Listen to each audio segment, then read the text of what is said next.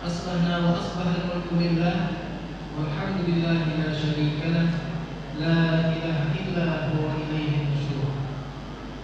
Alhamdulillah, syukur senantiasa kita panjatkan kehadirat Allah Subhanahu wa Ta'ala, yang mana pada pagi hari ini kita masih diberikan limpahan nikmat dan karunia yang begitu luar biasa untuk masih terus bersemangat menjalankan ibadah puasa, dan insyaallah pada pagi hari ini kita akan menghadiri majelis ilmu. Salawat beserta salam semoga selalu senantiasa kita kirimkan kepada baginda junjungan alam Nabi besar Muhammad sallallahu alaihi wasallam dengan mengucapkan Allahumma shalli ala sayyidina Muhammad wa ala ali sayyidina Muhammad. Alhamdulillah, Ustaz Rizal B selaku pemateri kita hari ini telah hadir. Untuk tidak memperpanjang mukadimah, mari sama-sama kita buka acara kita dengan mengucapkan basmalah. Bismillahirrahmanirrahim. Untuk acara berikutnya tilawah Al-Quran yang insyaallah akan dibacakan oleh Ustaz Rijalus Shalihin, program dari SDIP Arif. Pada Ustaz Rijalus Shalihin, silakan.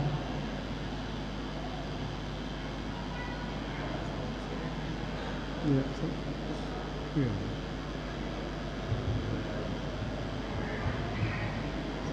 Tafadhal.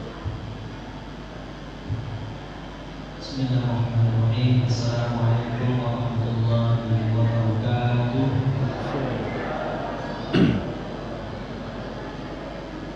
A'udzu billahi minasy syaithanir rajim. Bismillahirrahmanirrahim. Wa kaifa takfuruna wa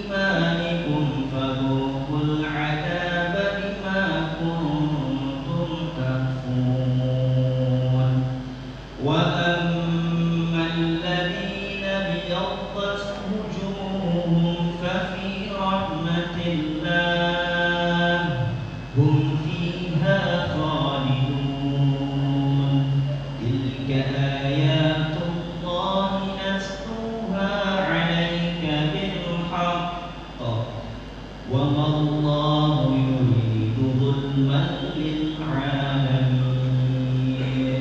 صدق الله العظيم. Assalamualaikum warahmatullahi wabarakatuh. Waalaikumsalam. Jazakallah khair, Ustaz.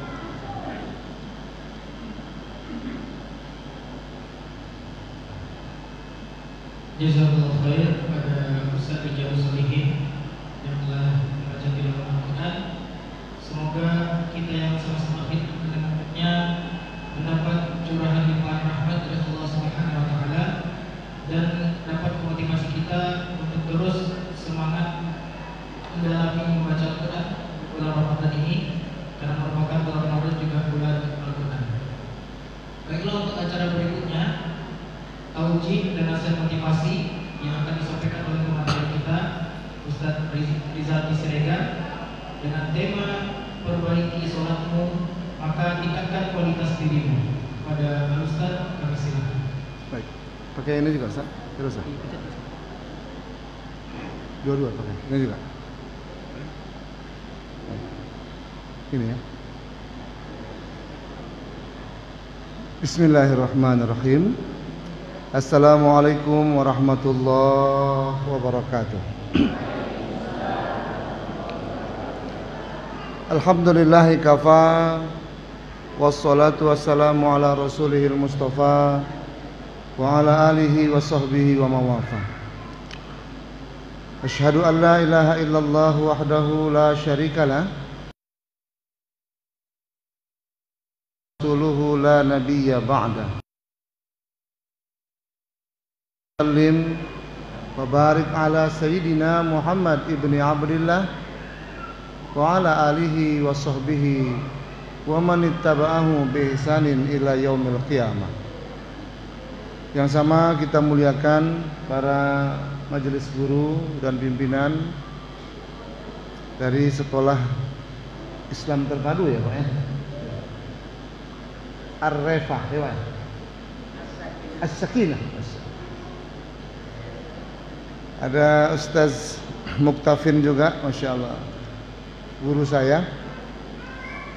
Yang sama kita hormati bapak-bapak, ibu-ibu, para wali murid yang berhadir pada pagi hari ini. Kita doakan mudah-mudahan Allah Subhanahu Wa Taala senantiasa memberikan kesehatan dan keistiqomahan kepada kita semua untuk kita dapat mementingkan perkara-perkara agama, wabil khusus perkara sholat dalam kehidupan kita sehari-harinya.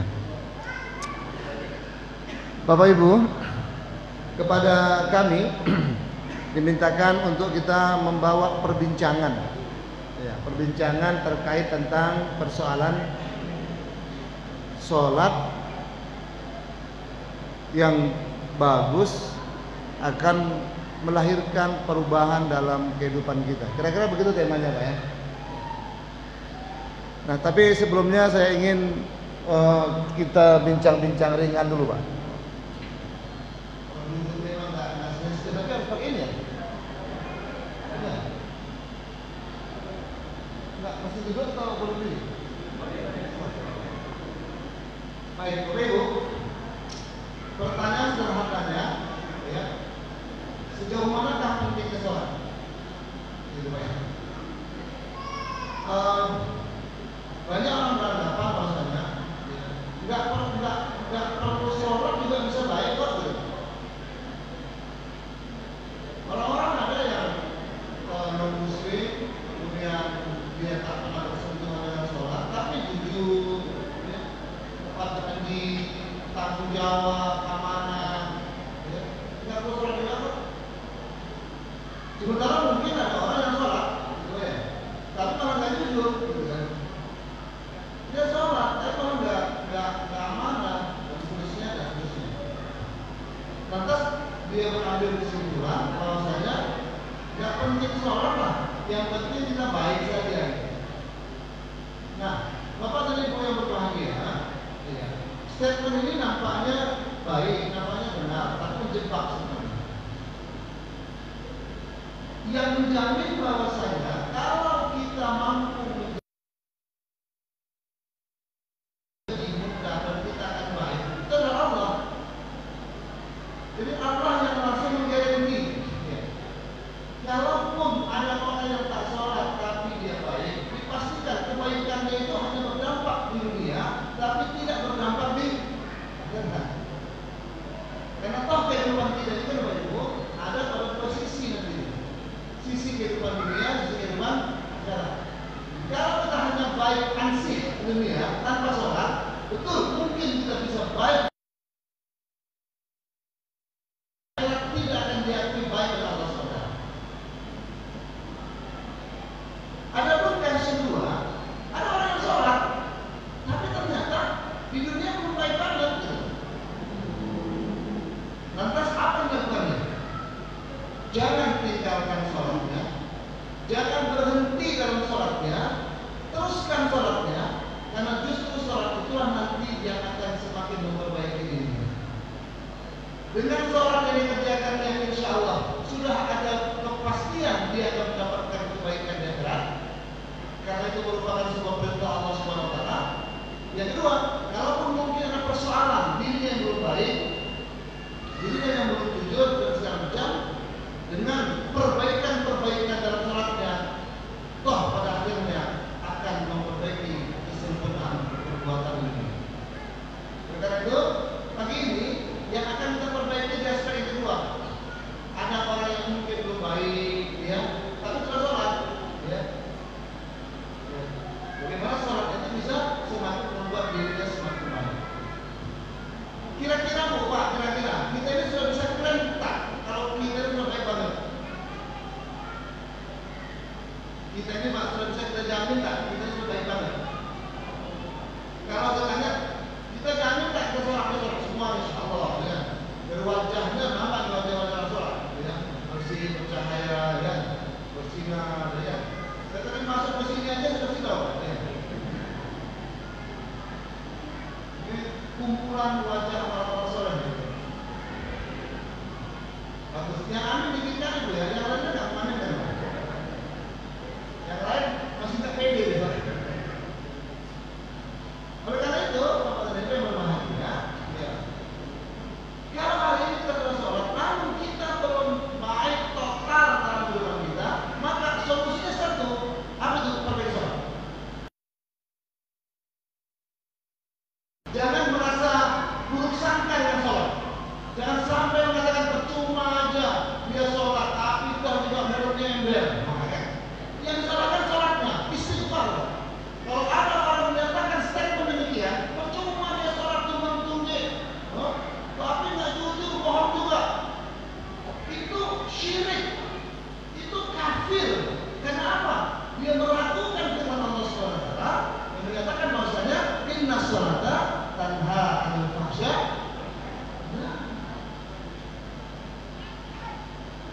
Toh kalau memang ada kasus STMJ, sholat terus dan maksiat berjalan, maka jangan sekali-kali gunakan statement yang menyalahkan sholat.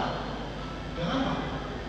Gunakan statement bahwa dia belum sungguh-sungguh dalam sholatnya, belum ada penghayatan dalam sholatnya.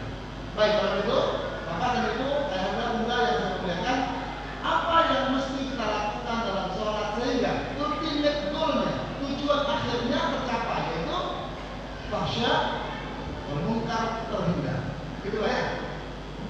Dan dengan apa Ibu, ayah bunda, dalam setiap sholat yang kita lakukan, ya, kenapa setelah sholat kita istighfar? Kan biasa lepas sholat langsung istighfar, ya. Walaupun ada mengatakan habis sholat alhamdulillah, itu belum tentu Pak.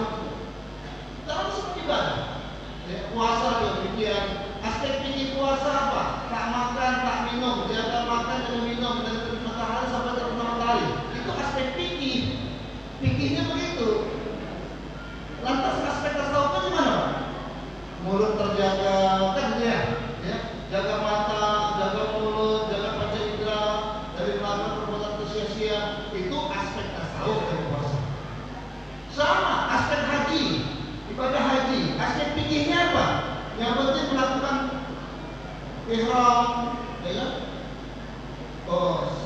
Tawaf, sa'i, ya wukuf, tahallul, selesai. Itu aspek fikih dalam ibadah haji. Aspek tasawufnya mana? Balik haji, makna talbiyah, labbaik Allahumma labbaik, kalimat-kalimat talbiyah itu dia bawa balik ke air. Mulut terjaga, kan betul-betul itu juga, ya. Sikap terjaga dan lain sebagainya. Itu aspek tasawufnya. Maka dalam sholat juga sama, Bapak Ibu, ada aspek fikihnya, ada aspek tasawufnya. Ya.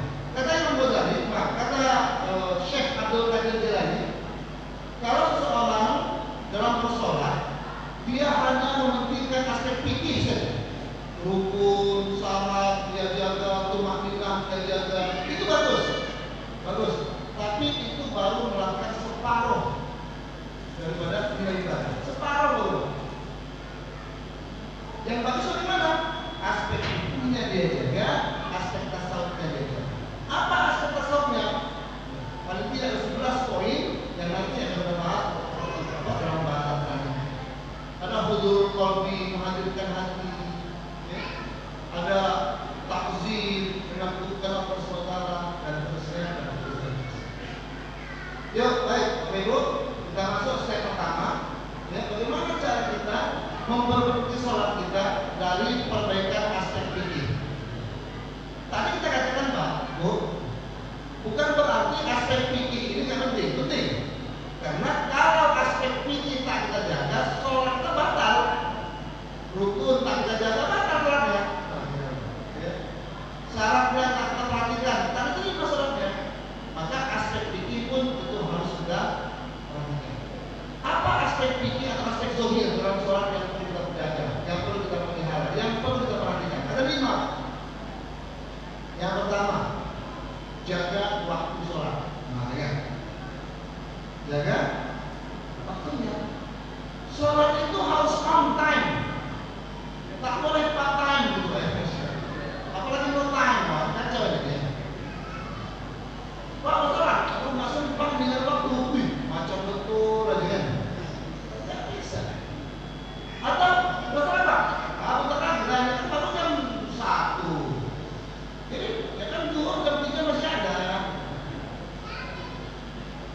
Itu kacau. Tidak boleh. Sholat itu harus on time di waktunya. Inna sholata kanat 'alal mu'minina kitaban mawquta. Kan begitu kata Allah. Sesungguhnya sholat itu diwajibkan kepada orang yang beriman. Kitaban mawquta. Ini kita underline, Pak. Kita garis bawahi. Kitaban mawquta. Sesungguhnya sholat itu di waktu yang ditentukan.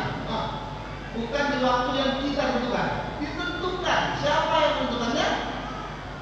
Allah Subhanahu wa taala. Mana waktunya? Tuh. Mana jadwal sholat mana? Ayo. Waduh. Nah, itu kita mau putar, Bang. Subuh jam 4.48, zuhur jam 12:06. Ya gitu lah pokoknya. Asal ya. Jam 3 ya 20 gitu ya. Kalau maghrib. Saya tahu pasti tidak semua itu ya. Apa baru maghrib ya. Karena puasa itu satu jawabnya. Apa tuh? Bertakwa apa? Tujuannya nunggu ke maghrib.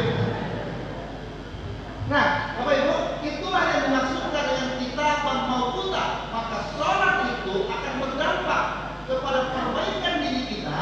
Pertama, manakala kita berusaha sekuat tenaga untuk melakukan sholat on time. Kita mau putar. Jangan kita mau kita. Kita mau kita. Sholat suka-suka diri kita. Ya mau dibuat Jumat setengah 3, ya kan? Ya yang penting sholat Pak. Itu udah dalilnya. Yang penting itu Pak yang tak sholat banyak. Saya yang penting Pak setengah 3 juga. Yang penting sholat motor bukan yang penting sholat Pak, tapi pentingkan sholat. Asar setengah 6 Pak. Pulang kantor jam setengah 5, balik ke rumah mandi segala macam, baru asar.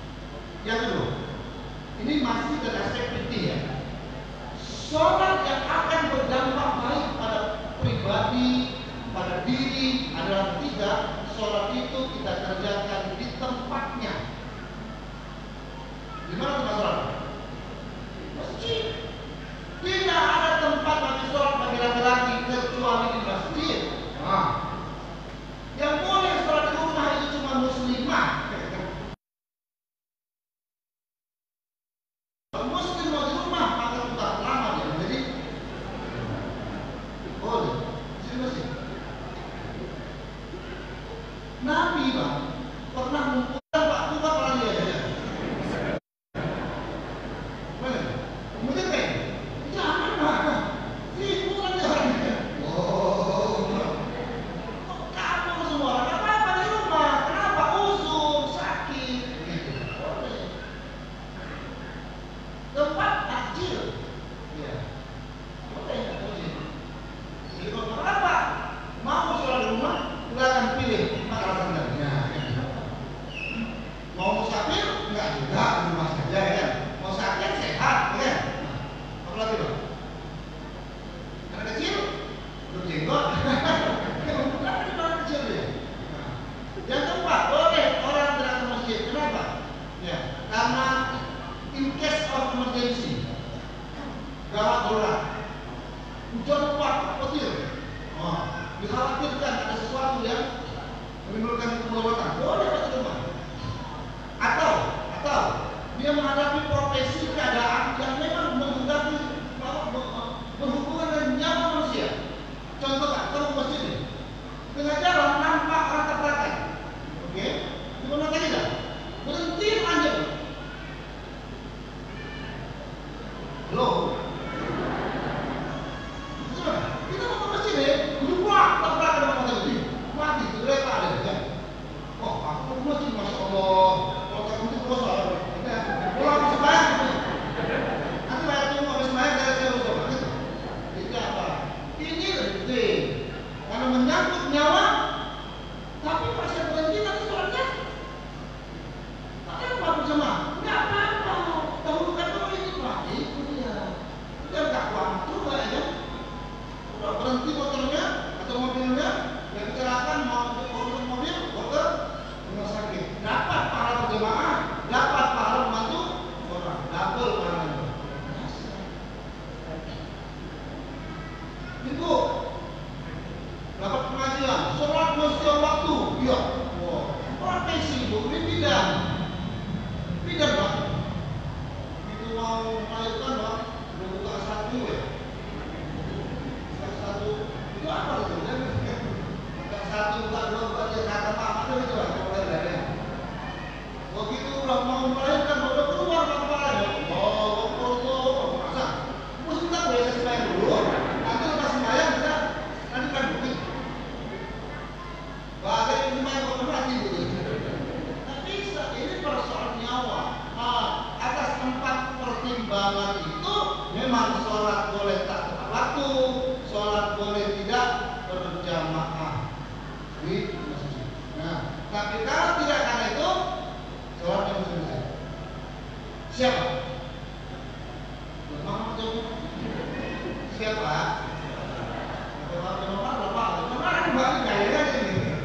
Siapa? Kurang semangat siapa? Siapa apa nih sekarang? Siapa apa nih Pak? Siap untuk sholat nih? Siapa Pak ya? Ya, ini mesti terakhir. Nah kalau ibu-ibu bagaimana? Wajib kan masjid? Hah? Tidak. Ibu-ibu ada pengecualian. Afdolnya justru di rumah. Tapi kalau mau ke masjid boleh tidak? Boleh. Tapi ada syarat. Ada syarat dulu. Yang pertama, wudhunya dari rumah. Wudhu untuk perempuan di masjid ini emergency. Kalau memang kita batal, kita masih mau kita baru boleh. Tapi kalau dari awal mau ke masjid, wudhunya standby dari rumah. Pakai mukenanya dari rumah.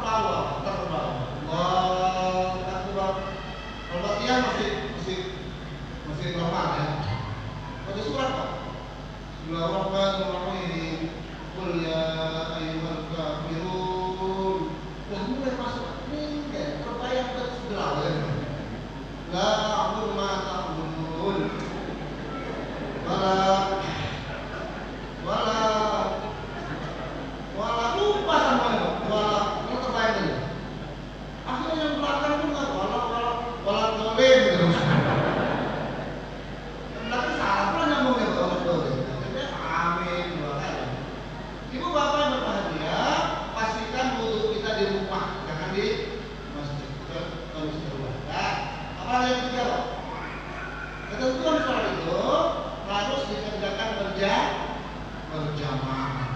Pastinya kalau ke masjid kita akan berjamaah. Tapi kalau ada kasus sampai ke masjid orang nggak ada, ya kan? Bagaimana kejadiannya? Ya mungkin masa COVID Pak. Apa masa COVID Pak ya? Datang ke masjid tak ada ya. Aku pulang mengajar muazzinnya, as-sholatu fi buyutikum, berjamaah kalau sholat kalian di rumah kalian sendiri, azan tapi ngurus sholat di rumah. Kacau, itu dalam masa lalu ya. Itu kacau tuh Pak. Itu namanya inkonsistensi. Azan itu manggil, masa nyuruh kan? Betul. Azan itu kan hakikatnya adalah panggilan. Tukang manggil namanya muazzin, bukan bina ya Pak. Ini pengurus masjid perlu dikoreksi nih. Petugas Jumat, imam, pulang, bilal. Jangan Pak. Muazzin bilal itu nama orang memang tugasnya dulu azan. Tapi itu bukan muazzin.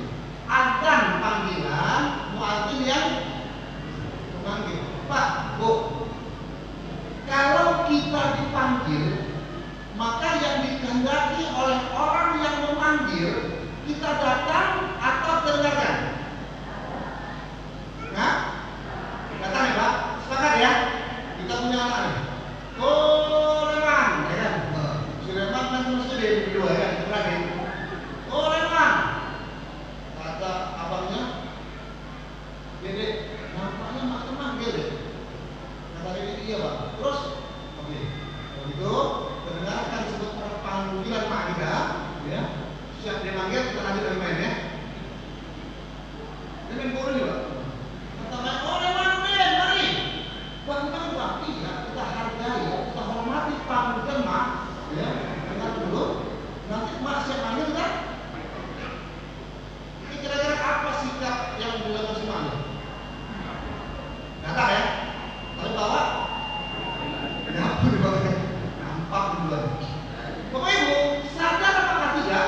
Berapa banyak kali ini orang dipanggil oleh muazzin, tapi tak langsung datang.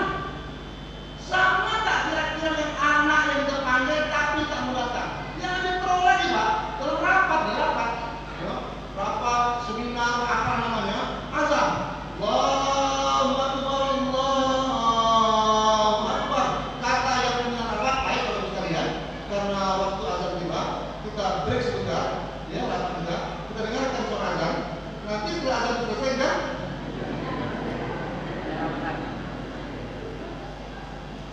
Pernah ngalami tidak katanya? Tahu ya? Gimana Pak? Yang pasti benar ya, paling benar, bukan ya? Wah, aku pulang rapat sana, ada repot, ini Masya Allah ya.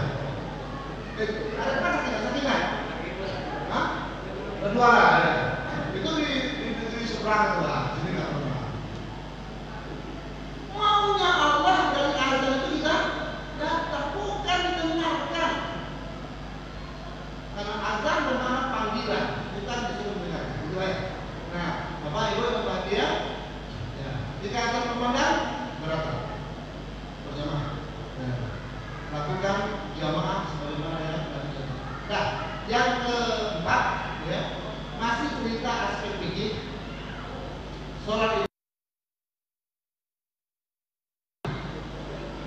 apa tuh maknanya Pak? Tumaknya tenang. Lakukan sholat dengan penuh ketenangan. Bapak Ibu, berapa banyak kita perhatikan orang sholat macam bekerja-kerja hantu, bangun, Masya Allah. Kadang-kadang sujud, belum kena rekeningnya dah. Allah. Ini bukan senam Pak. Sholat itu memang ada gerakan-gerakan senam, tapi gerakan yang penuh ketentuan. Apa itu Pak? Sujud dengan tenang, letakkan 7 anggota sujud, kening hidung, tangan lutut kaki, banyak. Lakukan dengan khusyuk, duduk dengan tenang, ruku dengan tenang. Pak, Bu, Nabi itu kalau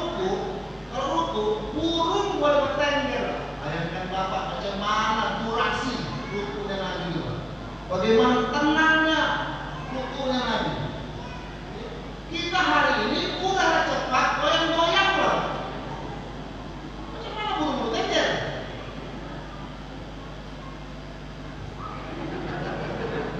Wajar lepel loh. Mana pula kagak seperti itu. Sholat tenang orang, ya. Berhenti sebentar, baca ya. Subhanallah ya. Masih hayati bacaannya. Lalu masuk ya. Allah surah masih dibaca terus. Ayo ikut lakukan sholat dengan tenang, itminan. Karena dalam seluruh hukum fikih dalam sholat itu dikehendaki dengan tenang. Baik, aspek fikih menghendaki supaya pelaksanaan sholat kita tertib dari segi zahiriyah. Ya, oke. Next kita akan masuk pada aspek tasawuf, aspek batin. Dan ini merupakan ruh, spirit daripada sholat dan ibadah semuanya. Ibadah tanpa ada aspek tasawuf, ibadah tanpa ada aspek batiniahnya, hampa. Kewajiban lepas, tapi pemaknaan kita hilang. Harus masuk. Oleh karena itu, sebelum kita lanjutkan membahas aspek tasawufnya, kita berikan waktu untuk kita berdialog. Nah, ya. Kita tengok di belakang dari Muhammad, ya. Di belakang yang busuk, ngantuk, tawadhu, kan. Konon kamera busuk Pak, tapi posisi kepalanya beda. Kalau busuk, kepala di depan Pak. Ya. Ini kalau udah ngantuk ini Pak. Nah, apa-apa, takutnya keluar dari Pak. Ayo, silakan Pak. Kalau ada yang menjawab, yuk kita buka silakan. Ada Pak, Bu, monggo. 5 penanya pertama kita berikan hadiah. Akan berangkat umrah. Oh iya, serius ini Pak. 5 penanya pertama besok kita berangkatkan umrah. Tergantung mau umrah ke Dompak atau ke Senggarang. Umrah ke umroh Pak, umrah ke Mekah. Ya. Buka sesi tanya jawab. Boleh. Oke, kita lanjutkan dengan sesi tanya jawab. Materi belum selesai Bang ya? Iya. Ini masih disediakan dulu. Iya. Boleh kita buka 3 untuk penanya pertama. Ustaz Dani. Mak, kalau Ustadz nanya gemetar saya Pak. Assalamualaikum warahmatullahi wabarakatuh. Assalamualaikum. Ustaz, saya ingin bertanya. Jadi memang sholat ini kan dia berkaitan sebenarnya dengan taharah, bersuci. Nah, yang ingin saya tanyakan kan kita sering mendengar ketika wudunya tidak sempurna, maka tertolaklah sholatnya. Nah, ini gimana konsepnya? Apakah memang orang yang memang tadi wudunya tidak sempurna, otomatis sholat itu tertolak dan tidak diterima? Berarti kan bahasanya dia nggak melaksanakan sholat. Nah, itu gimana konsep kita memahaminya? Terus satu lagi yang ingin saya tanyakan tentang ketika seorang yang tidak melaksanakan sholat, maka dia sudah menjadi kafir atau juga bisa tertolak amalnya. Nah, ini gimana konsep kita memahami ini? Mungkin ini bisa ditanya. Langsung dijawab atau Kita kumpulkan dulu Pak. Pertanyaan kedua oleh Bang Dipa. Bismillahirrahmanirrahim. Assalamualaikum warahmatullahi wabarakatuh. Salam. Perkenalkan nama saya Dipa dari CPDS Sakinah. Ya Pak. Begini Ustaz, tentang mengutamakan sholat itu tadi ya. Ada kan kondisi di mana kita bisa memperduakan seperti yang sampai itu tadi, ada kecelakaan itu tadi yang menimbulkan nyawa. Nah, kami itu di sekolah kadang ada juga, bukan kadang ya, ada oknum-oknum siswa yang kalau azan itu mereka kabur-kaburan. Nah, sementara kami juga harus mengutamakan sholat kami juga itu kira-kira yang mana yang harus didahulukan gitu. Apakah sholat kami atau mengajak siswa itu tadi? Karena siswa yang kabur-kaburan itu kadang kalau misalnya mereka berhasil lolos lepas itu ya mereka nggak sholat. Sedangkan sholatnya siswa itu menjadi juga tanggung jawab guru. Kira-kira gimana?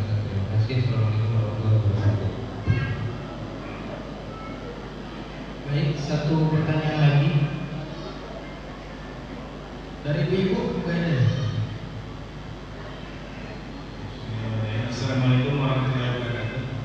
Assalamualaikum. Izin Ustaz, menurut pandangan Ustaz, zaman sekarang yang kalau di komplek itu udah ada setiap komplek punya musolanya, dan berdekatan dengan masjid itu Ustaz. Jadi menurut pandangan Ustaz, tempat yang baik di mana? Karena kita di komplek itu ada musolanya, dan jauh dari itu kita ada masjid gitu. Jadi kalau kita pergi ke musola, sedangkan masjid lebih baik kalau menurut pandangan kami. Terus kalau kita pergi ke masjid, musola ini ibaratnya tertinggalkan seperti itu Ustaz. Gimana menurut pandangan Ustaz? Terima kasih. Assalamualaikum warahmatullahi wabarakatuh. Waalaikumsalam. Baik Ustaz, boleh? Ya. Salat di musola tadi ya. Ya. Tapi dalam keadaan yang musola itu paling dekat Pak ya. Nah, Baik. Jazakallahu khair. Bismillah. Pertama, ya, dipastikan Pak dalam hadis yang sahih disebutkan Nabi tidak sah salat tanpa ada wudu. Tidak sah salat tanpa ada wudu. Nah, sejauh mana sih sebenarnya relevansi atau korelasi antara tadi bersuci ya, berjep, ya, bersuci itu dengan sholat. Nah, jadi Bapak dan Ibu, kalau kita lihat sebenarnya hadis-hadis Nabi yang berbicara tentang sholat, maka sholat yang sebaik-baiknya itu bukan hanya sholat ansih, tapi dia ada rangkaian dengan bersuci bahkan istinja. Makanya kita tahu bahwasanya ketika Nabi SAW melewati dua kuburan, gitu ya, onta Nabi ketakutan. Ketika ditanya kenapa ya Rasul, Nabi menjawab bahwa di depan itu ada dua kubur yang umurnya sudah biasa. Apa dosanya? Persoalan pipis nggak bersih, istinja kalau bahasa kita, cebok bahasa kampung kita. Ternyata persoalan istinja yang tidak bersih itu berdampak, ya, kepada sholatnya, kepada ibadahnya, bahkan kepada keselamatannya dalam tubuh. Jadi itu menunjukkan bahwasanya penting sekali bagi kita memahami sholat itu dari perbuatan-perbuatan sebelumnya. Itu bersuci. Dalam hadis kan katakan begini: apabila seseorang mengerjakan sholat terlebih dahulu wudu yang sempurna di rumah, setelah dia bersuci dan kemudian pergi ke masjid itu sholat, maka Allah SWT akan berikan pahala dan langkahnya, menggugurkan dosa dan langkahnya akan derajatnya. Hadis itu dihubungkan dengan bukan sholatnya saja, tapi rangkaian amalan sebelumnya, yaitu bersuci dan istinja di rumah. Makanya kata lain, ya, persoalan taharah, persoalan bersuci itu inherent, melekat dalam pelaksanaan sholat. Kalau tadi kita nggak bahas ya tentang pentingnya taharah, tapi ya, dari pertanyaan Ustaz tadi ini memberikan sebuah peringatan pada kita. Memang itulah triknya Ustaz, luar biasa. Ya. Beliau itu ingin menambahkan materi, tapi perkenannya aja. Karena dengan secara implisit dia menyampaikan sebelum bicara sholat, harus bicara taharah dulu gitu. Nah, itu makanya panitia ada revisi acara ini, teman-teman kan? Nah, itu amat taharah ya. Terima kasih kita. Perlu perbaikan buat kita laki-laki bersuci ataupun buang air itu pastikan jongkok, jangan berdiri, karena berdiri dalam pipis itu juga berdampak pada sholat kita. Kalau berdiri Pak itu percikan kemana-mana, kena lantai kaki, kena ke pakaian, macam mana kita bisa terima sholatnya kalau pakaiannya najis? Bapak, ibu udah pasti tahu ya, Bapak, kalau mau pipis pastikan jongkok, kemudian tanggalkan semua pakaian. Tanggalkan. Saya punya teman tuh Pak, ya, yang dia kita kantor jam 8 jam 4 ya. Ya. Itu dia menyiapkan sarung Pak untuk sholat. Dia nggak mau kalau pakai celana yang kita pakai kerja itu. Tanya kenapa itu? Bapak, iya, karena kan kita pasti pipis, ya. Sebersih-bersih apapun terpipis, sehati-hati apapun kita khawatir ada percikan yang mengenai pakaian. Kalau itu kita masalah zuhur, asar, kan kalau di kantor pasti Pak, zuhur asar di kantor kita, ya akan berakibat sia-sia sholat kita. Saking hati-hatinya. Ustaz, terima kasih ya untuk kata saya ya dan semua kita bahwa perhatikan dalam bab toharoh, terutama pipis dan istinja. Ya, istinja cebok Pak ya. Gitu saja. Kemudian yang kedua, ya, ada hadis mengatakan man taraka sholatan muta'ammidan faqad kafara biha. Siapa yang meninggalkan sholat dengan sengaja, maka dia kafir ya kan. Hadis ini ternyata bukan satu, Pak. Banyak sekali hadis Nabi yang menegaskan bahwa kalau orang tidak sholat maka dia sudah kafir. Baik syirki ya, perbedaan antara kesyirikan dan keimanan sholat, perbedaan antara keislaman dan kekafiran sholat. Kalau orang yang tak sholat maka dia kafir dan seterusnya. Maka kafir yang bagaimana nih maksudnya? Tentunya bukan kafir secara akidah, sehingga dia tak perlu lagi nanti disolatkan ketika mati, tak perlu dikuburkan ketika mati. Itu kafir secara akidah. Tapi meninggalkan sholat itu kafir secara syariah. Dan kalau kita lihat secara bahasa, kafir itu kan terambil dari kata kafaro. Kafaro itu menutup, Pak. Menutup. Kalau bahasa Inggrisnya cover. Iya.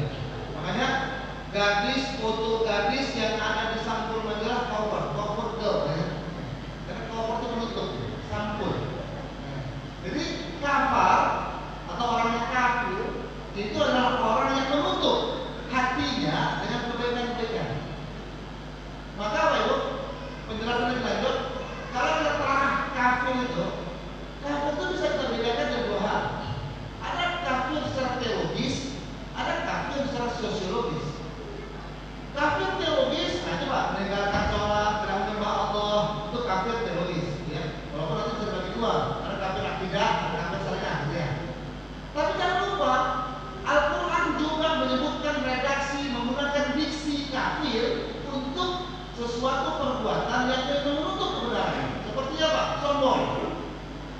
Sombong itu Allah gunakan kata kafir loh Pak. Aba wastakbaro wa kana minal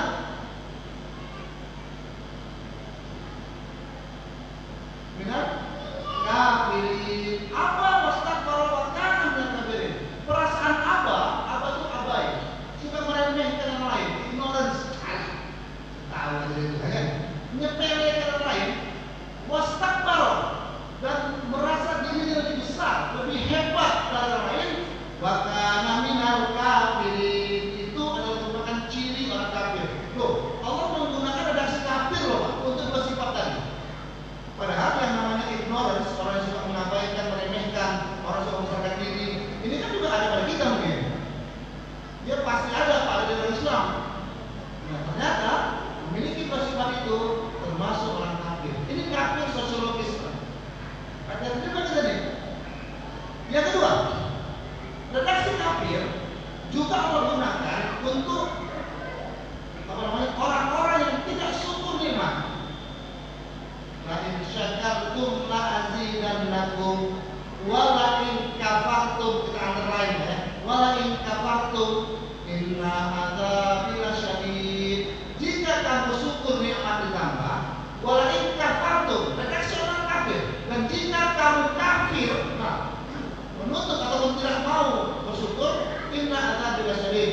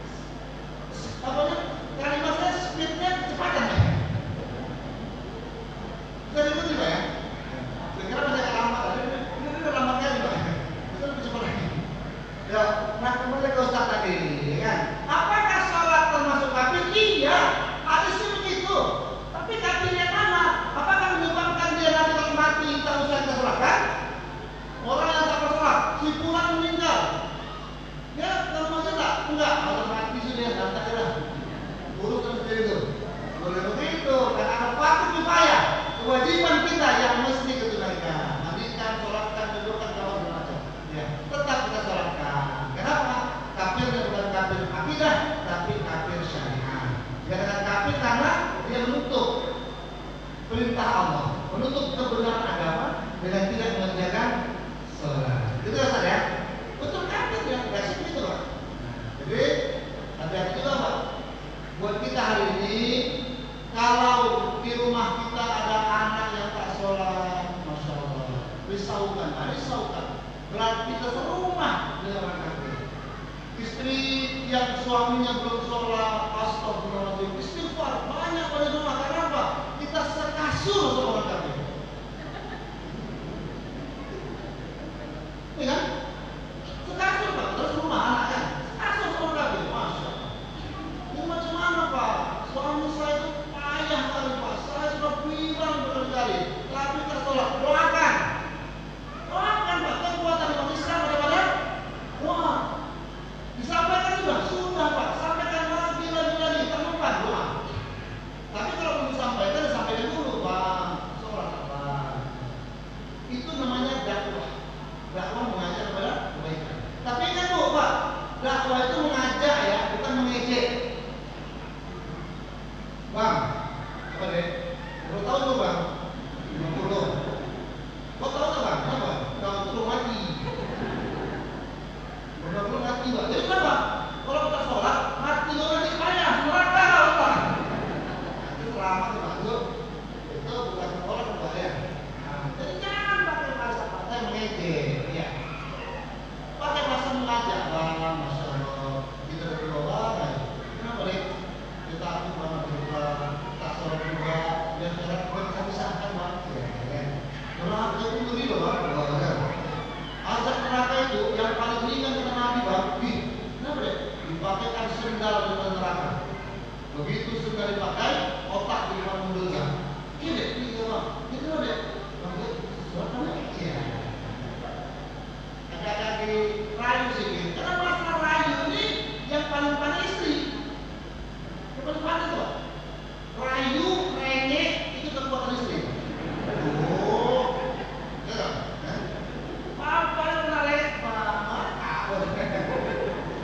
Jadi power of rengek, kekuatan rengek itu ada pada perempuan. Gunakan the power of rengek kita untuk merengek suami yang belum sholat supaya dia mau. Jangan rengek dia yang kita bermas saja. Ini Bang, BTP Bang, sekarang rengeknya gunakan untuk supaya suami mau jaga sholat. Pak sudah Pak, udah segala macam rengek Pak. Ya kalau itu doa. Doa yang paling bagus, doa di waktu malam tahajud. Ketika itu Allah turun ke langit dunia, kan gitu ya. Dalam diskusi ya. Ketika sholat malam, Allah turun ke dunia menjumpai setiap hamba yang bangun pada malam itu. Pak, ini luar biasa diskusinya. Allah itu rupa-rupanya tiap malam datang jumpa kita. Allah, cuma kita kok nggak peduli nih Pak. Ya. Allah datang bukan cuma datang, membawa 3 jaminan. Siapa yang berdoa kepadaku, Allah kabulkan semua doanya. Siapa yang minta sesuatu, aku penuhi semua permintaannya. Siapa yang beristighfar, Allah ampun, aku ampunkan semua dosanya.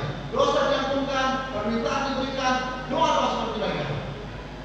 Ini bawaan Allah ketika menjumpai kita di sepertiga malam yang terakhir. Tapi itu untuk siapa Pak? Bawaan lagu itu siapa? Itu siapa? Untuk orang yang bagaimana? Halo Pak, nampaknya saya semangat. Itu untuk orang yang bagaimana Pak? Yang Allah datang di sepertiga malam terakhir, nomor kejadian tadi, itu Allah akan berikan kepada siapa? Orang yang sedang tahajud itu Pak. Tapi kalau ngilernya belanja, ngoroknya belanja, nggak diterima Allah itu Pak. Allah datang, udah tidur bola tahunnya. Ini, betul bola tahunnya. Sini, bertahajud. Ini baru jatuh, Allah berikan. Pak Bu, kalau kepala daerah janji, Pak, Tanjung Pinang, Pulau Beliau, nanti ketika malam saya akan datang ke rumah Bapak sekalian membawa THR. Siapa yang masih bangun jam segitu, langsung saya berikan THR. Kira-kira ada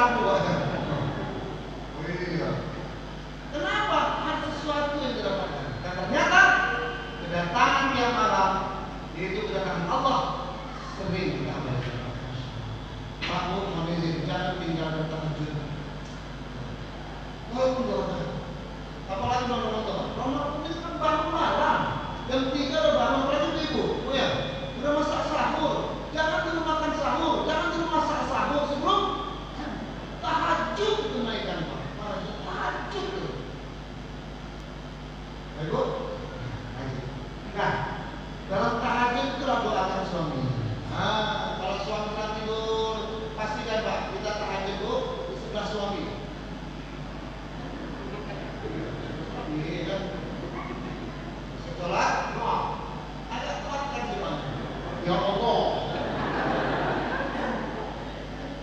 inilah hamba-Mu ya Allah.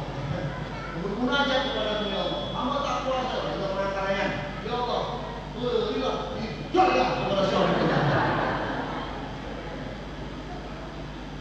Artinya ada kekuatan untuk dia Allah berikan. Ya, baik. Jadi sholat itu pembeda antara kita dengan kekafiran. Ya, maka pastikan seluruh keluarga kita itu mengerjakan. Bapak Ibu, saking pentingnya sholat itulah sampai Nabi meninggalkan dunia, kalimat yang keluar dari bibir beliau yang mulia adalah kalimat as-sholat. 3 kalimat, ini perlu kita perhatikan. 3 kalimat itu adalah bentuk penegasan daripada Nabi, tolong dijaga yang 3 ini. Itu Nabi mau wafat, Pak. Tak sempat disampaikan, istriku nggak ada, Pak. Mana anak-anakku, mana cucuku, mana Husain, nggak ada, Pak. Tapi Nabi katakan 3 perkara, ummati, Anisa, yang ketiga, sholat. Jangan abaikan sholat. Anisa, kaum perempuan, kenapa? Karena Nabi seakan-akan yang mengatakan tolong perhatikan kaum perempuan. Untuk siapa coba? Untuk kita suami. Karena perempuan ini semua atas pertanggungjawaban daripada laki-laki. Pelindung perempuan laki-laki, Pak. Maka perempuan di belakang, laki-laki depan. Kan melindungi, Pak, melindungi kan. Jangan perempuan depan kacau, Pak. Benar, lindungi dia. Ibu, sholat. Itulah kenapa ada sebagian umat Islam, ya, saking fokusnya sama perkara sholat itu, rela mereka keliling-keliling kampung untuk ngurusi masalah sholat. Ada apa? Ke kampung, Pak, ketok-ketok pintu, tok-tok, assalamualaikum, waalaikumsalam, ya kan? Pak, Bu, ada apa, Pak? Ada, Pak, ya kita saudara, Pak, gitu kan? Memang segala sholat di bawah bla bla bla bla. Intinya hanya untuk, tapi kadang-kadang yang itu pun disalahartikan. Ngapa pulang ngajak kemudian tahu kan sholatnya itu. Padahal itu supaya kita ini termotivasi untuk mengerjakan sampai sebegitunya, Pak, ke pintu-pintu, door to door, ngajak untuk orang supaya. Padahal ada untung tuh, Pak, ada untung. Coba tanya yang belum Islam. Syahadat adalah puasa ada yang ngurusnya enggak? Ada, panitia puasa ada. Ya. Haji ada yang ngurus tak? Karena haji ada untung nih, Pak. Ada untung ini, ya. Umroh haji ada untung, ya. Puasa ada untung, Pak. Zakat ada yang ngurus tak? Ada, lepas waktu mantannya lepas itu. Sekarang ada lepas itu, ya. Kenapa? Ada sedikit kemanfaatan yang bisa didapat. Tapi sholat ada yang ngurus tidak? Ya ada. Kenapa? Ada untungnya. Kantar, mau sholat benar tidak? Karena itu, yuk kita pentingnya sholat. Karena sholat itu merupakan amal yang berkah untuk saat bekerja. Itu biasanya. Baik, yang kedua, dari Pak siapa tadi ya? Iya, Pak. Dipa. Apa yang menjadi Dipa?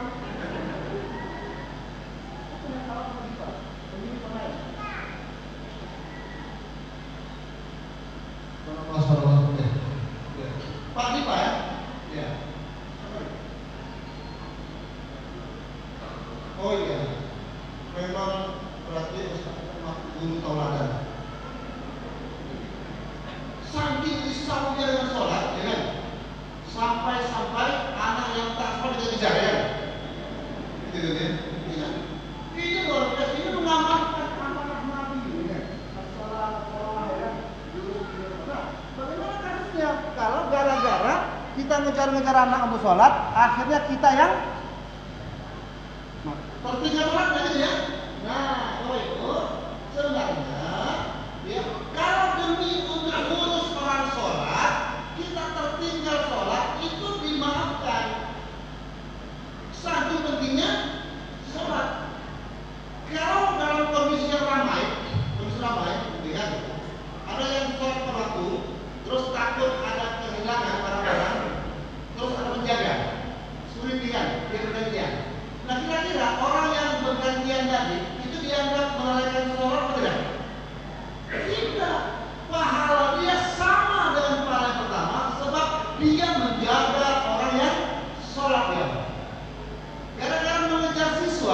supaya bisa sholat, akhirnya agak tertinggal sholat kita dan dapat pahala sholat tepat waktu. Karena apa? Mengupayakan agar orang bisa mengerjakan sholat. Tapi ya tinggal bagaimana diupayakan supaya jangan sampai ngejar orang. Ya. Tiap hari ngejar ya gusur badannya. Udah pakai aja sholat dulu ya. Apa tinggi-tinggi kan? Tak bisa lari ya. Kemana kan? Ya, diupayakan. Pakai security kan? Supaya apa? Jangan lari kan ya. Gitu ya. Tapi kalau waktu bagus. Ya. Karena ada namanya hirosa. Jadi orang yang menjaga orang sholat macam di Mekah. Nah ini kalau sudah Mekah itu satu tahun akhir ya. Mekah itu kita sedang sholat itu apa namanya? Tentara atau mana? Askar itu nggak sholat tuh, justru yang menjaga kita yang sedang sholat. Apakah dia dianggap orang menyelesaikan sholat? Kalau dia menjaga untuk orang sholat sebagus ibadahnya, dia mendapat pahala yang sama ya, dengan orang yang sholatnya terjaga. Baik, kemudian ya, nah ini betul. Kondisi perumahan kadang-kadang banyak betul masjid, banyak betul sholat. Di antara banyak itu yang mana yang harus kita dahulukan? Yang jaraknya paling dekat dengan rumah kita. Itu dulu yang kita dahulukan. Tapi di musola Pak, di sana masjid, ya nggak apa-apa. Sikit jemaahnya Pak, usahakan supaya ramai. Itu nggak salah kan itu? Bagaimana supaya jemaahnya ramai? Ya aja orang dakwah, nah gitu. Jangan gara-gara pengen mendapatkan pahala yang besar, yang dekat itu langsung namanya. Makan surah namanya. Mengabaikan yang menjadi tanggung jawab utama kita demi untuk keuntungan pribadi. Kan begitu ya? Gak bisa. Yang dekat itu tanggung jawab kita untuk kita ramaikan, kita makmurkan. Kalau semua berpikiran yang sama, menuju ke masjid, siapa yang mau makmurkan sholat itu? Apakah si Ahok? Ahyan? Aseng? Siang-siang manin seng? Tak cekok? Itu. Kan? Makmurkan sholat. Nah, sambil ajak orang untuk bisa makmurkan surah itu. Insya. Oke, Ibu? Ada lagi? Ada? Kalau tidak sebenarnya Pak, masih ada kesempatan lagi untuk bisa mendapatkan umrah besok ya, Masya Allah.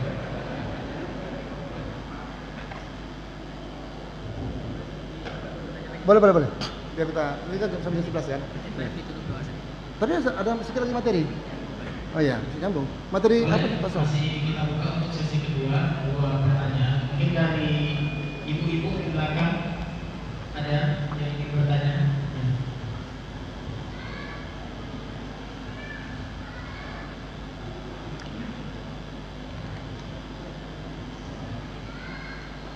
Assalamualaikum warahmatullahi wabarakatuh. Salam Ibu. Perkenalkan Ustaz, nama saya Bunda dari Ali, Ucut, dan Emir.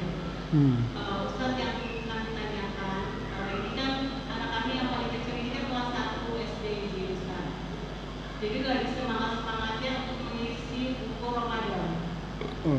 Jadi kalau kami ajak ke sholat isya tarawih di masjid itu, bagaimana sih Ustaz untuk safnya anak-anak kecil, untuk anak TK, anak SD kelas 1 dan sebagainya. Terima kasih Ustaz.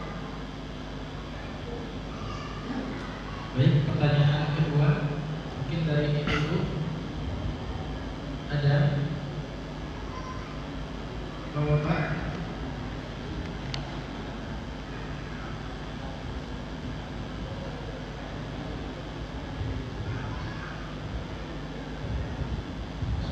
Assalamualaikum warahmatullahi wabarakatuh. Assalamualaikum warahmatullahi wabarakatuh. Izin bertanya Ustaz, perkenalkan namanya Devi Zulkarnain dari SMA ITS Semina. Di aspek fikih di dalam Ustaz kan yang keempat ada harus dikerjakan dengan kemudian benar. Nah, bagaimana jika ada kondisi ada jemaah kita jamaah mengikuti imam sholat Isya. Nah, bagaimana jika ada jemaah yang sholatnya itu mungkin terlambat mengikuti imam Ustaz. Misalkan imamnya sudah sujud, beliau masih rukuk gitu. Kan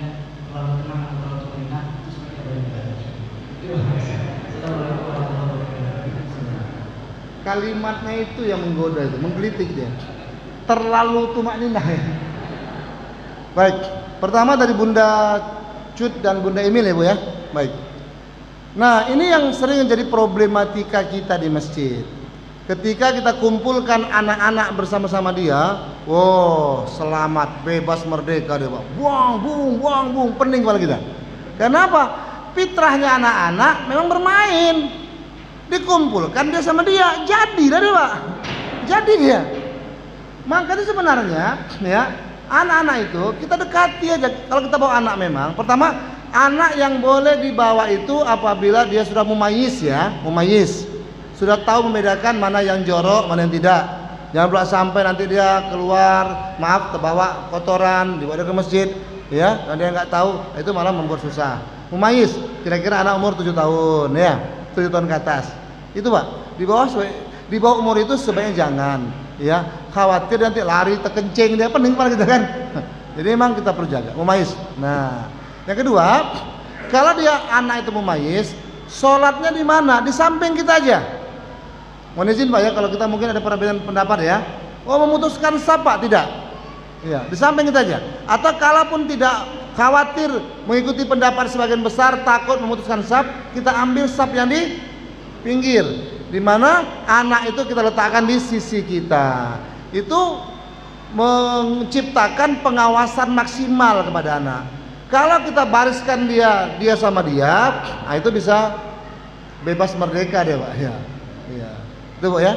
Nah, buat yang laki-laki juga demikian sama Pak. Kita yang bawa anak, kalau dia bisa kita ciptakan di samping Pak, di sebelah kita dia.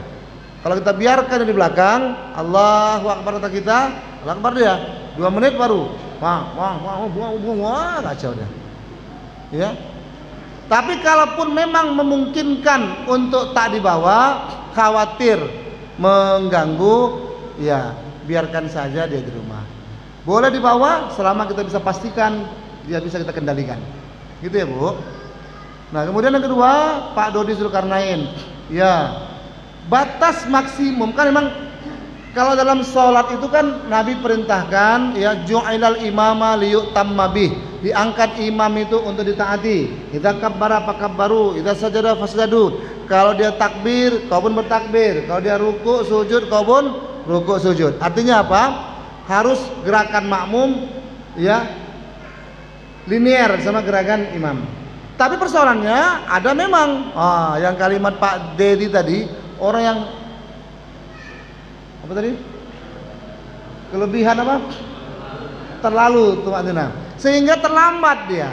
Nah, batas ambang toleransi makmum terlambat dengan imam dalam banyak mazhab fikih cuma dua gerakan. Di atas 2 gerakan maka terlepaslah si makmum dari sholat berjamaah. Jatuhnya dia sholat mufarokoh, terpisah sholatnya dan dia tetap sah sholat tapi tak dapat pahala berjamaah. Kalau si makmum tertinggal 2 gerakan. Macam mana contohnya Pak? Contoh ini sama-sama berdiri nih, ya. Imamnya takbir untuk ruku, Allahu Akbar, ruku imamnya. Si makmum masih shiratal ladzina an'amta 'alaihim ghairil maghdubi 'alaihim. Masih sibuk baca Al-Fatihah. Si imam sudah i'tidal. Sami Allahu liman hamidah. Shiratal ladzina an'amta 'alaihim. Belum siap juga Pak, ya kan? Si imam sudah bersiap untuk ke sujud. Allah. Begitu si imam sudah bergerak untuk sujud, berarti nyatalah si makmum sudah tertinggal 2 gerakan. Gerakan ruku dan gerakan i'tidal dia tertinggal. Maka begitu si imam sudah bergerak, maka jatuhlah hukum mufarokoh kepada si makmum.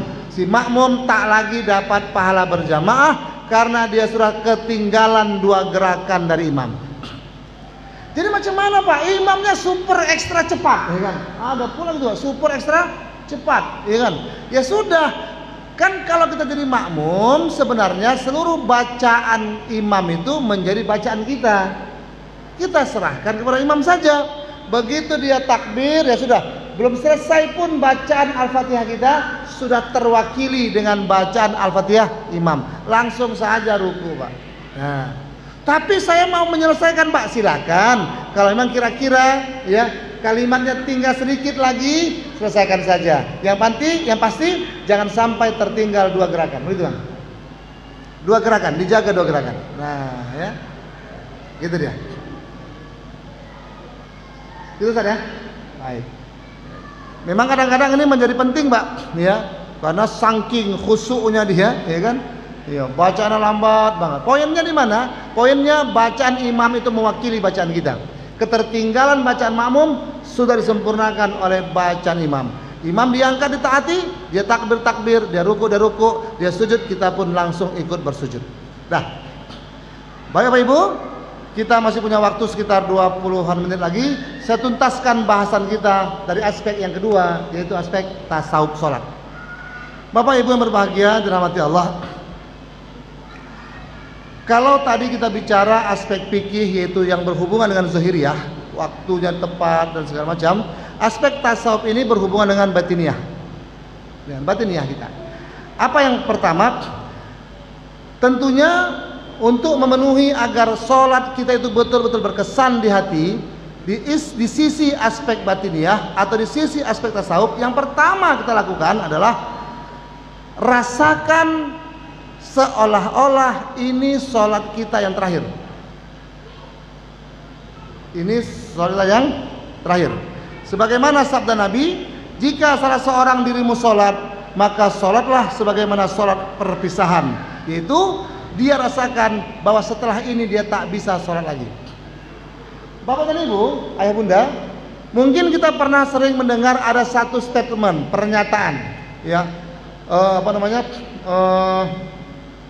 berkerjalah untuk duniamu seolah-olah hidup selamanya, beramallah untuk akhiratmu seolah-olah, kan itu ya, i'mali dunyaka ka anaka ta'isyu abada wa amali akhiratika ka anaka tamutu gada. Terlepas daripada kedudukan statement itu, ada yang mengatakan hadis, ada yang mengatakan syair Arab, terserahlah. Tapi kalimat itu memberikan sebuah pelajaran untuk perkara akhirat, ya, untuk perkara akhirat termasuk sholat. Kerjakanlah sholat itu seolah-olah kau mati besok. Artinya kalau nanti kita ketemu dengan sholat zuhur, Bapak Ibu, ketemu sholat zuhur, amin, mudah-mudahan, coba rasakan ini zuhur saya terakhir, karena setelah zuhur ini saya harus mati. Sama umpamanya Pak, ada keadaan di mana kita besok pagi harus dieksekusi mati. Besok pagi dieksekusi mati. Pak, Bu, ngopi-ngopi tak kita? Ya, sempat tak? Aduh, aku ngopi sebentar lah, kenapa? Besok mau mati nih, jadi puas-puaskan ngopi, gitu ada Pak? Aku mau jumpa kawan-kawan lah, besok mau mati nih, nggak ada Pak. Ketika ada pemberitahuan besok pagi mau mati, malam ini Pak doa, kan? Sholat, minta ampun, istighfar, itu yang kita lakukan. Nah, Nabi sabdakan, kalau kau sholat, rasakan seolah-olah ini sholatmu yang terakhir. Jadi jangan cepat-cepat nak balik. Ini habis sholat saja tak sabar betul di masjid. Begitu assalamualaikum, assalamualaikum, imam udah mengajak kita berzikir Pak. Allahumma antas salam wa minkas salam. Makmumnya Allahumma lantas jalan, cabut, tinggal Pak imam sendirian Pak. Jangan sampai begitu. Bapak Ibu berbahagia, di sholat itu ada aspek hablum minallah, ada aspek hablum minannas. Aspek hablum minallah sholat dari takbir sampai ke salam. Yes, betul. Kita ini kan sholatnya sampai salam Pak. Iya, itu aspek hablum minallah. Tapi jangan lupa aspek hablum minannas juga ada. Mana itu? Dari mulai zikir bersama, doa bersama, ya kan? Kemudian apa lagi Pak? Salam-salaman bersama. Itulah aspek hablum minannas dalam sholat. Maka pastikan Bapak Ibu, setelah sholat selesai, jangan dulu berganjak dari tempat kita. Selesaikan zikir, doa dan salam-salamannya supaya tuntas dua hubungan tadi, hablum minallah dan hablum minannas. Bapak Ibu yang berbahagia, ya. Kenapa? Rasakan ini seolah-olah sholat kita yang terakhir. Yang kedua, kata Nabi, upaya mendapatkan ya kekhusyuan dan kenikmatan dalam sholat itu, ya agar tercipta aspek tasawufnya dengan baik adalah rasakan Bapak Ibu, ya dalam sholat itu kita dilihat oleh Allah Subhanahu wa taala. Bayangkan seolah-olah Allah itu depan kita, Pak. Bapak Ibu, kita mungkin pernah audiensi lah ya, ke gubernur, audiensi ke wali kota, kemana lah, kepada pejabat. Kira-kira pada waktu kita audiensi tatap muka, itu gerakan kita terpelihara atau sembarangan? Gimana Pak? Tutur kata, gesture, body language kita itu terjaga atau sembarangan? Terjaga Pak. Bu Wali, kami Bu Wali, bukan main, kaki rapat ya kan, bukan main Pak, ya kadang-kadang sampai ke TGHG lagi kan, TGHG Pak. Itu adab, betul, beraudiensi sama orang besar, iya harus begitu.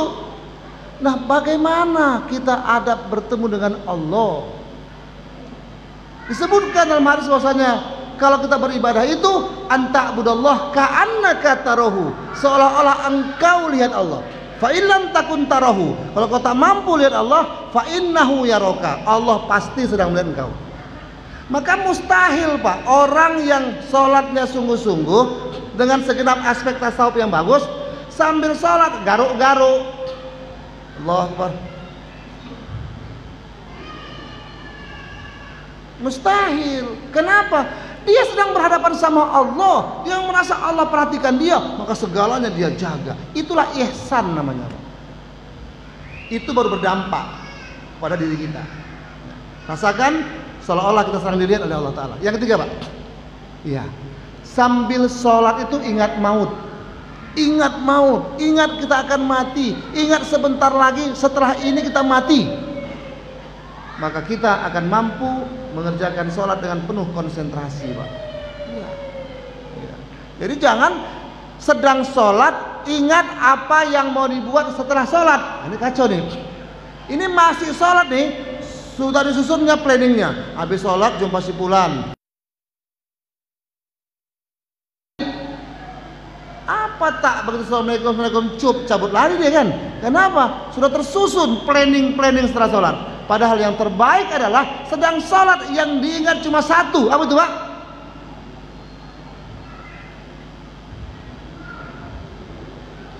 Halo Pak. Lemas. Yang terbaiknya sedang sholat yang diingat cuma satu. Apa itu? Ingat mati. Setelah ini kita mau mati. Gitu Pak. Sehingga sungguh-sungguh takbirnya, sungguh-sungguh rukuknya, sungguh-sungguh dialognya kepada Allah SWT. Inna sholati wa nusuki wa mahyaya. Itu bisa terjadi kalau kita pahamkan setelah ini kita mau mati. Yang ketiga, ya, kata Nabi, ingatlah maut dalam sholatmu. Perintah Nabi Pak, ingatlah maut dalam sholatmu. Sesungguhnya seseorang yang mengingat maut dalam sholatnya, maka ia akan bersungguh-sungguh memperbaiki sholatnya. Hadis riwayat Dailami. Yang keempat Pak, memahami makna bacaan sholat. Ya. Ihdinas siratal mustaqim. Kita hayati Pak, tahu kita apa maknanya. Ya Allah, tunjukkan kami jalan yang lurus, dan seterusnya dan seterusnya. Jangan kita sholat Pak seperti orang ngigau, macam burung beo. Dia bercakap tapi tak tahu maknanya Pak. Burung beo kan gitu Pak. Assalamualaikum, assalamualaikum, benar kan? Nggak tahu tuh apa arti assalamualaikum tuh. Ya. Kadang-kadang kita pun nauzubillah ya sering seperti itu. Nauzubillah. Perlu belajar Pak. Paling tidak tahu ya, apa makna yang diucapkan. Nah kemudian Bapak Ibu, nah menjaga batinnya sholat. Nah batinnya. Jadi perkara-perkara batin ini adalah perkara yang include dalam diri. Apa itu Pak? Pertama, kekhusyuannya dijaga. Khusyuk. Apa itu khusyuk Pak? Khusyuk itu bukan tak dengar apa-apa dan tak tahu apa-apa. Itu pikun Pak. Khusyuk itu Pak, apapun yang terjadi kita nggak dengar, itu budek Pak. Kalau itu terjadi setelah sholat, silahkan datang ke rumah sakit, ke bagian THT, periksa kupingnya Pak. Ada masalah itu. Jadi maksudnya apa, Pak? Dia dengar orang bercakap, dia tahu suara keributan, tapi dia tak fokus sama itu. Itulah khusyuk, Pak. Macam kita kalau bicara dulu sama pasangan, ya kan? Wah, berdua nih, waktu pacaran lah, pacaran dulu ya. Kalau yang pacaran lah ya, atau usah pacaran lah. Waktu pengantin baru lah, pengantin baru, ya kan? Nah, awal bersama itu kalau kita berdua, ramai pun orang itu tadi gubris, Pak. Ya. Yang lain serasa ngontrak sebetulnya. Dunia milik berdua. Kenapa dia tak dengar? Ya, maaf. Apakah dia dengar? Dengar, tapi dia tak fokus sama itu. Fokus pada pembicaraan pasangannya. Itulah khusyuk, Pak. Ya, fokus. Yang kedua apa? Hudurul qalbi, menghadirkan hati. Hati dihadirkan. Sholat di sini, hati di sini. Jangan sholat di sini, pikirannya ke rumah, masya Allah. Pikirannya ke dapur. Sholat ya, Bu, tapi tadi udah mati rumah apinya ya. Nah, ini kacau nih. Tadi jangan-jangan, iya, kompor belum dimatikan ini. Nah, akhirnya cepat-cepat sholatnya nengok kompor. Udah mati kan? Kena tipu kita. Itulah cara setan nipu kita, Pak. Nggak fokus sholatnya gara-gara mikiri kompor belum mati. Makanya pastikan, Pak, Bu, sebelum kita sholat itu, untuk menghadirkan hati kita, doa dulu, Pak, sebelum sholat. Nah, ini saya berikan kuis lah nih. Apalah doa, Pak, sebelum sholat yang terbaik kita baca? Ya, Pak, mana, Pak? Iya. Nggak kepingin, Pak, dapat hadiah. Umrah, Pak, katanya, malas lah, kesegaran. Ya. Bapak Ibu, ada doa yang dia dengan Nabi. Apa itu? Iya. Rabbi a'udzubika min hamazatis syayatin wa a'udzubika Rabbi ayyahdurun. Rabbi, Tuhanku, a'udzubika, aku berlindung padamu, ya, min hamazatis syayatin, daripada hamazat, bisikan-bisikan, gangguan-gangguan syaitan. Wa a'udzubika Rabbi, aku berlindung padamu ya Allah, ayyahdurun tadi. Itu kita baca dulu, Pak, sebelum kita minta protektif, minta perlindungan dari Allah Subhanahu wa taala supaya apa? Supaya tidak ada gangguan. Hudurul qalb, hadirkan hati kita pada waktu mau sholat. Itulah kenapa, Pak, Nabi melarang memulai sholat itu dengan tergesa-gesa. Tapi ini sering nih, Pak, tergesa-gesa. Begitu habis wudu, si imam sudah baca walam yakul lahu kufuwan ahad. Kan? Dia takut supaya jangan tertinggal rukunya, berlari itu, Pak, supaya dapat ruku bersama-sama. Karena mereka paham, itu yang paham, Pak, paham bahwasanya kalau dia masih bisa ruku bersama imam, berarti dia masih dihitung satu rakaat. Karena kata rakaat terambil dari kata ruku. Selama dia bisa ruku, maka dia dapat satu rakaat. Maka begitu imamnya sudah di ujung ayat, walam yakul lahu kufuwan, berlari, Pak, dia supaya sampai ke depan, Allahu Akbar, masuk ruku. Itu makruh, Pak, nggak boleh memulai sholat dengan terburu-buru. Biar sajalah tinggal. Yang penting kita awali sholat dengan tenang, dengan doa, baru kemudian takbiratul ihram. Tapi nanti tertinggal, Pak, ya, supaya jangan tertinggal, cepat datangnya. Ini penyakit, Pak. Begitu azan, sebentar lagi lah baru azan, udah la ilaha illallah, sebentar lagi lah kan baru sholat sunat. Penyakit, Pak, ya. Udah begitu takbir ya, masih Al-Fatihah kan. Ya kalau begitu cara berpikirnya, sampai ke masjid assalamualaikum orang, Pak, kan. Jangan, Pak, kalau boleh sampai ke masjid itu sebelum azan. Kata Nabi SAW, siapa yang datang ke masjid sebelum azan, maka Allah akan bangkitkan dia pada hari kiamat dengan wajah seterang matahari. Bapak Ibu lihat matahari luar ini terang. Begitulah nanti wajah Bapak Ibu yang biasa datang ke masjid sebelum azan, terangnya melebihi itu. Sehingga orang nanti akan terpana, Pak, silau semua. Wajah siapa ini?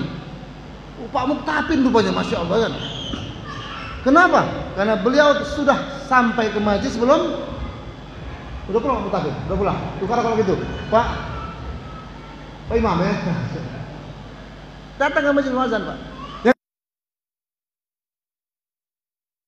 sudah dikumandangkan, maka Allah bangkitkan dia pada hari kiamat dengan wajah seterang rembulan. Agak redup, Pak, tapi masih indah. Rembulan apalagi bulan yang ada bintang di ujungnya ya. Nah, ya kan. Pada waktu 3 Ramadan ya kan, sibuk isi Facebook itu semua kan. Heboh bana gitu. Yang gitu-gitu suka jadi viral gitu. Padahal biasa-biasa aja itu, Pak ya. Seterang rembulan. Iya. Siapa yang datang ke masjid setelah azan sudah dilaungkan, Allah akan bangkitkan dia di akhirat dengan wajah seterang bintang gemintang, masih bercahaya. Yang teruk, yang tak datang ke masjid, Pak. Itu gelap, Pak, masya Allah. Kusam, masya Allah. Walaupun di dunia dia pakai pons, Pak, di akhirat kusam juga pasti itu. Ponsnya nggak mampu terbawa sampai ke akhirat. Kenapa? Nggak datang ke masjid. Nauzubillah min. Nah, Bapak Ibu yang berbahagia, ya pastikan, ya kita datang ke masjid ya sebelum azan berkumandang. Nah tadi apa tadi?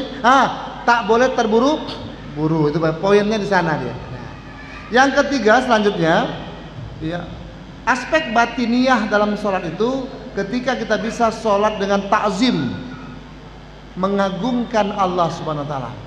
Bacaan kita hayati, bayangkan seakan-akan Allah ada di depan kita dan seterusnya.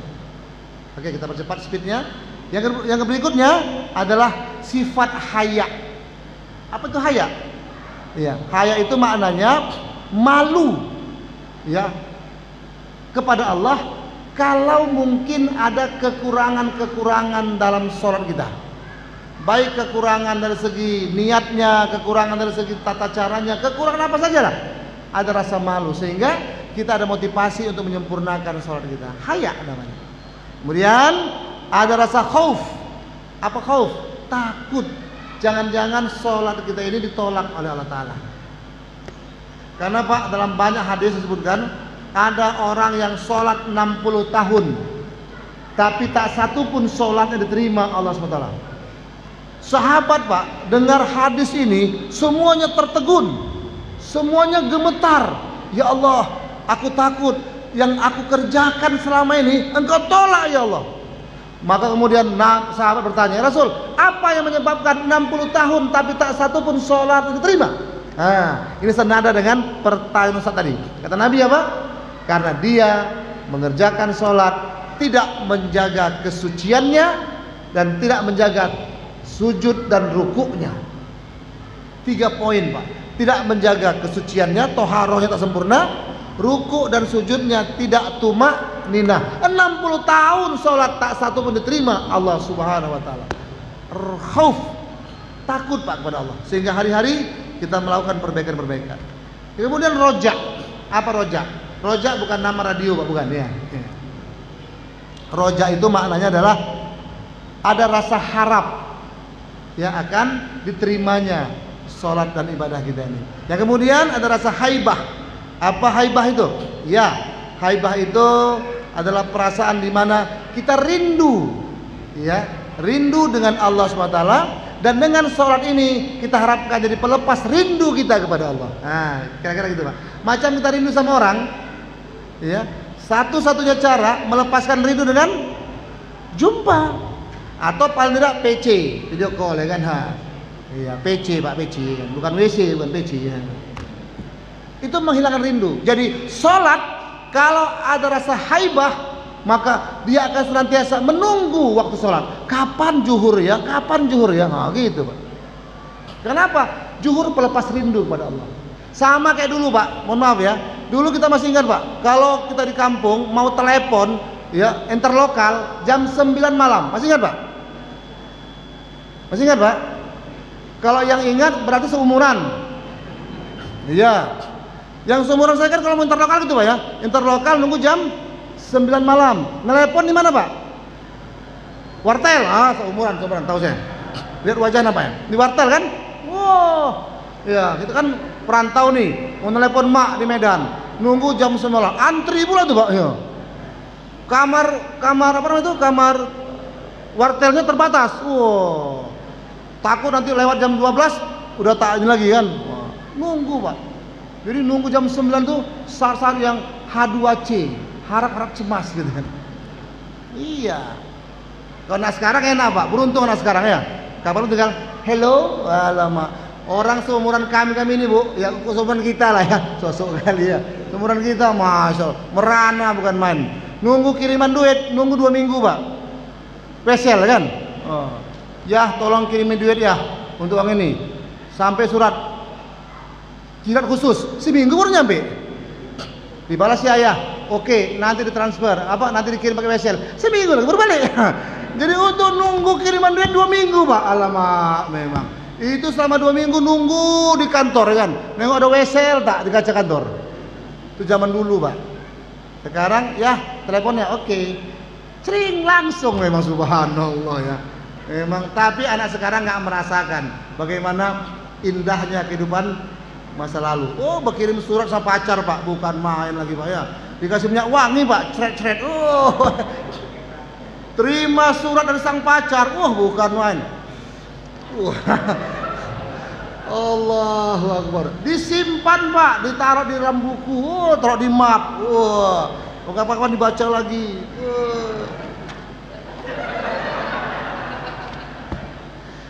Itulah indahnya Pak, ya kan? Anak sekarang kan nggak gitu Pak, langsung WA aja, cecet, nggak sedap ya. Tapi Ibu, haibah, ada kerinduan sehingga kita menantikan saat-saat bisa membersamai dia. Kerindu kita sholat, kenapa? Dengan sholatlah terlepas kerinduan kita. Haibah Pak. Bukan sebaliknya. Allahu Akbar, ada azan pula, cepat kali waktu ini sekarang ya. Macam-macam tak ikhlas mau sholat doain. Kok cepat kan? Salah tadi Pak Imam nih. Salah. Masjid itu kayaknya kecepatan sholatnya. Jangan Pak. Ya, ada haibah. Kemudian apa lagi Pak? Tadabbur. Ya, tadabbur itu seluruh pembicaraan kita seakan-akan dialog kepada Allah Ta'ala. Yang terakhir ada rasa munajat lillah. Munajat. Ada keinginan. Jadi setiap sholat itu adalah tempat kita melepaskan keinginan kepada Allah. Sama Pak, kalau kita mau bertemu sama orang ya, yang kita butuhkan, kita tunggu saatnya. Kenapa? Dengan bertemu itulah sampaikan semua hajat dan kebutuhan kita. Dalam sholat itu namanya munajat lillah. Bapak Ibu, kalau sifat-sifat yang tadi kita hadirkan di hati, maka yakinlah itu akan berdampak pada hidup kita. Dan insya Allah ultimate goalnya, tujuan akhirnya Allah jamin kita akan terhindar daripada fahsya wal munkar. Bukan itu saja, Allah akan bahagiakan hati kita. Karena sholat itu adalah zikir yang terindah. Siapa yang menjaga zikirnya, tatma'innul qulub, Allah akan berikan ketentraman pada hatinya. Bukan itu saja, sholat adalah implementasi ketakwaan. Yang kalau dia takwa, Allah janjikan Allah akan beri rezeki dari jalan yang tidak dia duga-duga, dan Allah akan berikan solusi atas segala macam persoalan yang dihadapinya. Terlampau banyak Pak manfaat sholat yang bisa kita bahas, tapi karena waktu yang terbatas, agaknya inilah waktu yang tepat untuk saya harus berhenti. Karena Bapak, Ibu dengarkan sedap, cukup dengar saja. Saya bercakap Pak kering tekak. Nah, ini. Ya. Oleh karena itu, ya lebih kurang saya mohon dimaafkan. Ya kadang-kadang kita ini bercakap sedap, tapi yang mendengarkan sakit hati. Mohon maaf Pak ya. Ya tidak ada maksud untuk itu. Ya, kalau ada jarum yang patah, ya tolong jangan laporkan jangan ditanya siapa yang matahi gitu aja. Ya, kalau ada kata yang salah, tolong jangan laporkan ke Pak Bupati. Ya. Kalau ada sumur di ladang, bolehlah kita nanti menumpang mandi.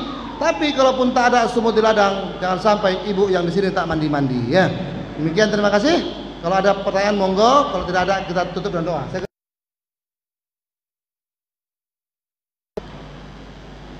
Alhamdulillah, jazakallahu khairan kepada Ustaz Rizal Siregar yang telah menyampaikan materi dan motivasi bagi kita semua. Semoga dapat kita ambil dan kita tanamkan ke dalam diri kita masing-masing untuk terus berusaha semaksimal mungkin rasanya untuk memperbaiki sholat dan meningkatkan kualitas diri kita. Mungkin untuk berikutnya silakan Ustaz boleh.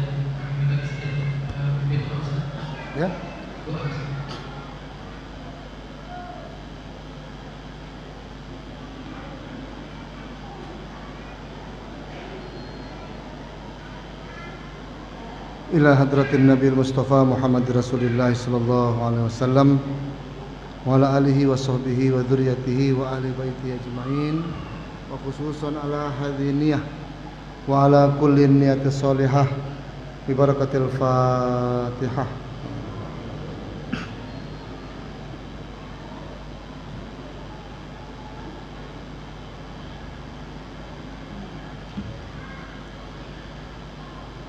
Amin ya Allah.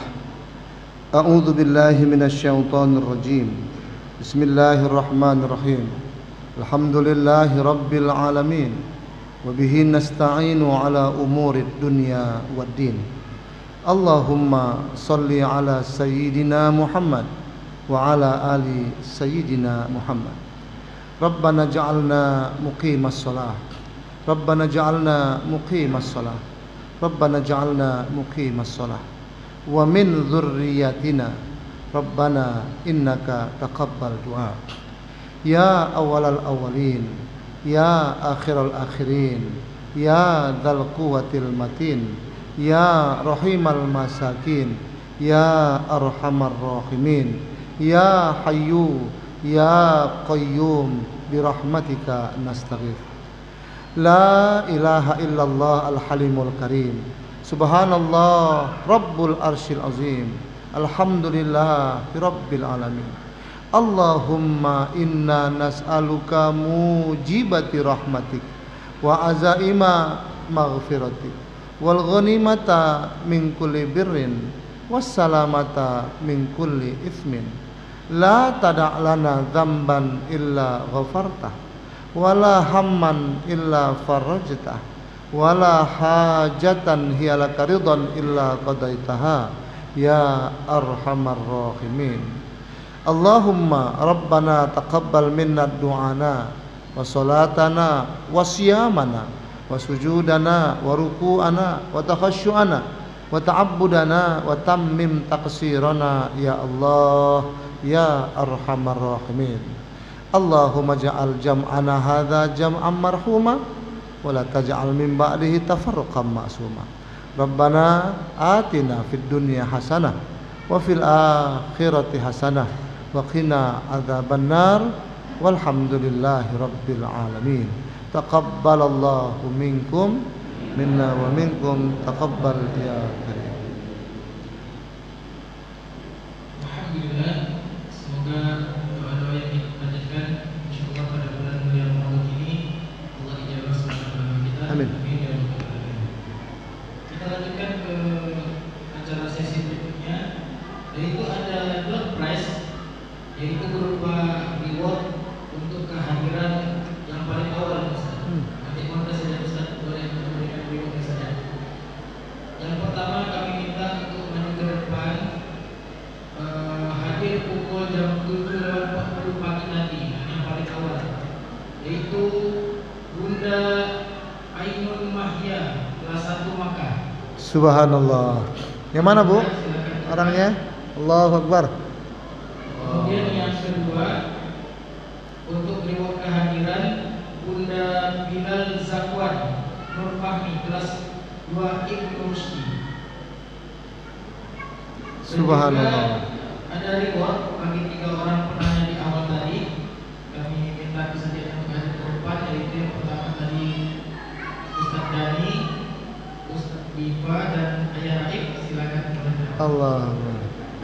Kami minta kesediaan Ustaz Bizali, Ustaz Reda dan Ustaz Samsul Hijal untuk memberikan rewardnya. Silakan Ustaz. Ini kita tanya dulu nih Ustaz. Jangan-jangan rumahnya sebelah masjid tak? Oh enggak. Cepat datang ya, rumahnya sebelah rumahnya, ya wajar.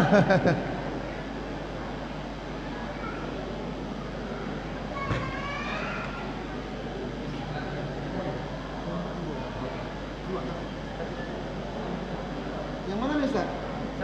Jangan.